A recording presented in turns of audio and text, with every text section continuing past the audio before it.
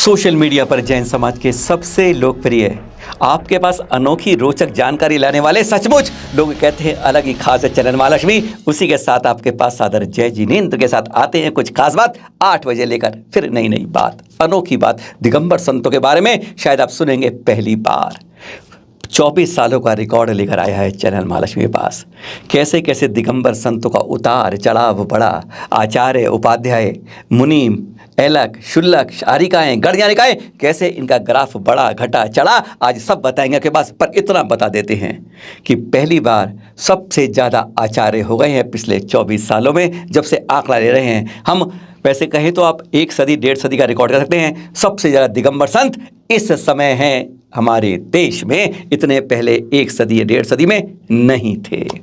उपाध्याय की जो परमेष्टि में कहते हैं ना, चौथी परमेष्टि उपाध्याय की है, वह धीरे धीरे गौण की जा रही है। या तो कहते हैं आचार्य अब उपाध्याय बनाने से हट इच्छुक नहीं है, या मुनिराज जो अपने गुरु से कहते हैं हम उपाध्याय नहीं, कुछ ना कुछ तो बात है। इसलिए तो उपाध्याय पद जो चौथी परमेष्टि प्रमुख होती है उसे गौण किया जा रहा है, और लगता है कि आने वाले वर्षों में वैसे खत्म हो जाएगी। गणनी आरिकाएं जितनी 25 साल पहले थी 8 गुना बढ़ गई हैं। आज की तारीख में आचार्य पद और गणनी बरिक किस तरीके से दिए जा रहे हैं, आज बड़ा चिंतन का विषय। आचार्य पद थड़ थड़ धड़ धड़ गिनती बढ़ती जा रही है, 100 का सैकड़ा पार कर चुकी है। मुनिराज 500 को बस छूने वाले हैं, नर्वस 1 की कमी रह गई, यानी 490। गणनी आरिकाएं 50 के पार हैं। इस तरह आंकड़े आज के पहले इस रिपोर्ट में देखिए, चैनल महालक्ष्मी की एक्सक्लूसिव रिपोर्ट, दिगंबर संत सबसे ज्यादा पहली बार आपके पास लेके आए हैं जानकारी चैनल महालक्ष्मी। देखा ग्राफ देख रहे हैं आप, कुल दिगंबर संत 1999 से 2022 तक 24 सालों के आपके सामने पहली बार 1601 का आंकड़ा छू रहा है। जब 1999 में चैनल महालक्ष्मी शुरू हुई थी गिनती तो 790 थे। उतार चढ़ाव बढ़ता गया 1999 से बढ़ते बढ़ते अब 1600 के पार 1601 संत हो गए हैं। अगर 1000 का आंकड़ा देखें तो 2005 में पार किया, और फिर 1141 2009 में हो गए, 1200 का आंकड़ा 2010 में पार हुआ, 1300 के पार हो गए 2014 में, 1500 का आंकड़ा पार कर लिया था 2017 में, फिर 1 2020 में गिनती गिरी। वह हमने आचार्य बालाचार्य को हटा के अलग सिर्फ आचार्य किए, तो यह गिनती अब 2022 में 1601, यानी सबसे ज्यादा दिगंबर संत पिछले 1 सदी के अंदर 2022-23 में हो गए हैं। और यह आंकड़े देख रहे हैं सारे आप, चतुर्मास की शुरुआत 2022 तक के हैं, यानी 2022 साल सबसे ज्यादा दिगंबर संत पहली बार। और अब करते हैं सबसे प्रमुख पद वर्तमान में आचार्य परमेष्टि। अर्यंतम देख नहीं पा रहे, सिद्ध देख नहीं सकते, और सबसे पहले आचार्य परमेष्टि, हानि गुरुवर वाली परमेष्टि इस समय 50 से शुरू हुई थी इस सदी से पहले 1999 में। वह गिनती बढ़ते बढ़ते बढ़ते 100 का आंकड़ा पार कर गई थी 2020 में, और इस समय है 107 द मैक्सिमम आचार्य पिछले 1 सदी के अंदर इस समय भारत देश में दिगंबर संतों में विराजमान है। मात्र 25 वर्ष पहले 2011 में 77, 16 में 104 और 2021-22 के अंदर 107 आचार्य हैं अब वर्तमान में। और कहा जाए तो इसमें 2021-22 में 5 आचार्य, 2 पट्टाचार्य और 1 बालाचार्य पद दिया गया था। इसलिए अब इन आचार्यों की संख्या 107 पहुंच गई है, यानी जो 50 का आंकड़ा था वह इन 24 वर्षों में 2 गुना होकर अधिकतम 107 पर पहुंच गया है। पर अब यह परंपरा चल गई है कि दूसरे संत से दीक्षित को भी दूसरे संत आचार्य पद दे रहे हैं। यानी पहले था आचार्य श्री के समय तक कि एक आचार्य जब जाते थे अपना पद छोड़ के दूसरे को आचार्य बनाते थे, पर आज तो एक आचार्य 5 10 को आचार्य बना रहे हैं। क्या यह परंपरा स्वस्थ है? क्या इसके बारे में चिंतन हम लोग कर पाएंगे? देख रहे हैं ग्राफ, क्या हमारी चौथी परमेष्टि को यानी उपाध्याय परमेष्टि को गौण किया जा रहा है? यह आंकड़े देख रहे हैं, ग्राफ आप देख रहे हैं। यानी उपाध्याय पद जो 2003 में 17 थे, 5 एलाचार्य थे, 12 में 14 एलाचार्य, 16 उपाध्याय थे, अब 21 के अंदर मात्र 8 उपाध्याय ही रह गए हैं।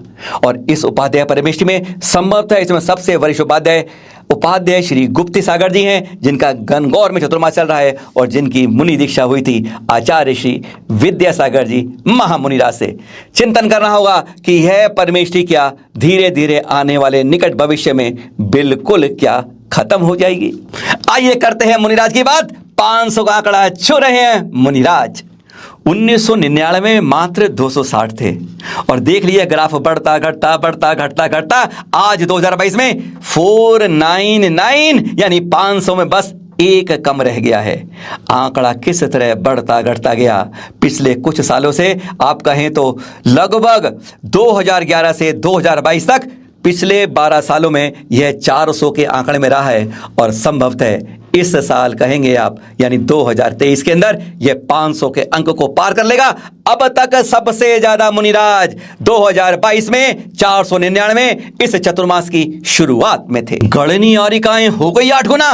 सबसे तेज गिनती बड़ी है तो गणनी आरिकाओं की बड़ी है। पिछले शुरू के 5-6 सालों में 8, 9, 10, 11, 8, 9, 10, 11 लगातार 10 साल चलती रही, पर वह गिनती 2007 में 14, 19, 20 करके बढ़नी शुरू हुई और बढ़ते बढ़ते आज की तारीख में जो 1999 में 9 गणनी आरिकाएं थी, आज वह बढ़कर 51 पहुंच गई हैं। यानी 2022 में 51 गणनी आरिकाएं हैं। वैसे कहा जाए तो 2019 में यह आंकड़ा 60 के ऊपर था, 50 के ऊपर, यानी 8 गुना के लगभग गणना। सबसे तेज रफ्तार बढ़ी है तो गणनी आरिकाओं की। देखा आपने, एक गजब का संकलन चैनल महालक्ष्मी ने किया। पर एक बात बहुत चिंतन वाली थी, समाधि मरण।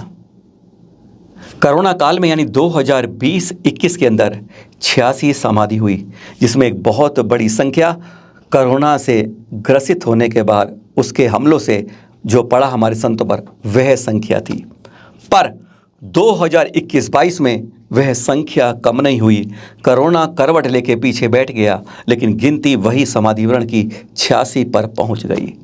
हर महीने कुछ ना कुछ समाधि की सूचनाओं ने यह चिंता बढ़ा दी हमारी कि हमारे संत उतने क्या स्वस्थ नहीं रह पा रहे। हमारे आहार में कहीं ना कहीं उनकी चर्या के अनुसार देने में कहीं ना कहीं चूक हो रही है। यह चिंतन का विषय है, क्योंकि दोनों साल में लगातार 86 समाधि मरण हुए हैं। आंकड़े के रोचक थे। हो सकता है इसमें कहीं ना कहीं गलती हो सकती है। प्रयास किया गया है कि पहली बार आपके सामने 24 सालों का इतिहास अपने संतों के बारे में दिखाया जाए। सादर जय जिनेंद्र। संकल्प जैनों का टूटे ना, अब कोई जैन तीर्थ छूटे ना।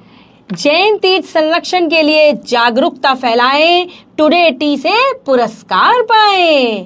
भाग लेने वाले सभी प्रतियोगी जीतेंगे निःशुल्क गिफ्ट हैम्पर एवं प्रमाण पत्र भी। 1 नहीं 2 नहीं 3 तरीके से आप इसमें शामिल हो सकते हैं, पर एक जना एक ही में शामिल होगा। सबसे पहले, अगर आप में लिखने की क्षमता बहुत अच्छी है, अच्छे लेखक हैं, तो जैन तीर्थों को हम कैसे बचा सकते हैं, 1 पेज 1.5 पेज के अंदाजे के अंदर आपको सिर्फ उपाय लिखकर भेजने हैं इसके अंदर। और दूसरा, प्रखर वक्ता बनिए। विषय लेकिन हो जैन तीर्थ कैसे बचाएं। आप अपने विचारों को 2 मिनट 3 मिनट का अपना ऑडियो बनाकर भेजें, जिसमें आपकी नजर में तीर्थों की सुरक्षा कैसे हो सकती है। ध्यान रखें, पर तीसरी बात को ध्यान रखिए, आप सीधा तीर्थ यात्रा के करते हैं। अब बात कैमरा लेकर जाते हैं, मोबाइल आपके पास, क्या करना है, किसी तीर्थ पर जाएं, सिद्ध क्षेत्र, अतिशय क्षेत्र या प्राचीन क्षेत्र पर जाते हैं, वहां के आप चित्र या वीडियो संकलित करिए, खींचिए, क्या कमी है और क्या सुविधाएं हैं, दोनों का समावेश कीजिए। और किस तरह पहुंच सकते हैं, ये नहीं कोई प्राचीन मूर्ति कहीं पड़ी है जहां पर संरक्षण नहीं हो रहा, इस तरह को आपको कैमरे में कैद करके यादगार बनाना है और उसका विवरण लिखे हम सबको भेजना है। यानी 1, 2, 3 तरीके हैं। और कैसे, पहले आगे देखते हैं। अधिक जानकारी के लिए संपर्क करें अपराजिता जैन को।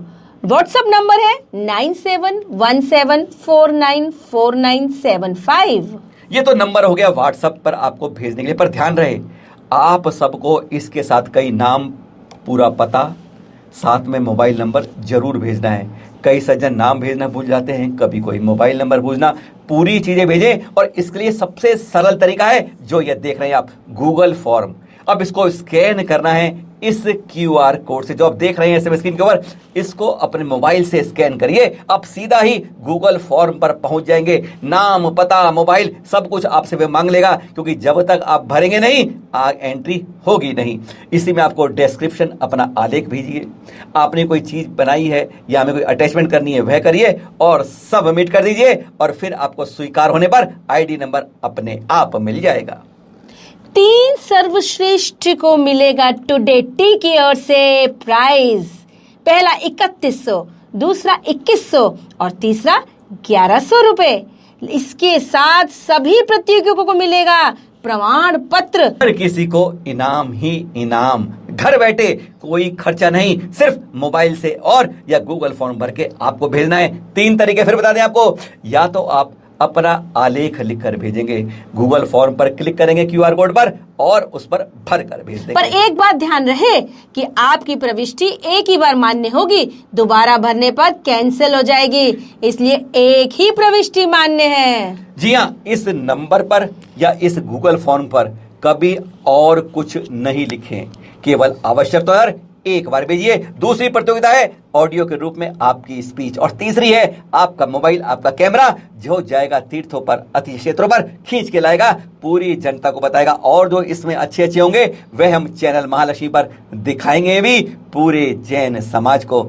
याद रखिए, मिलना है हम सबको, क्योंकि संकल्प है हमारा, जैनों का कोई यह तीर्थ अब हमसे छूट ना जाए।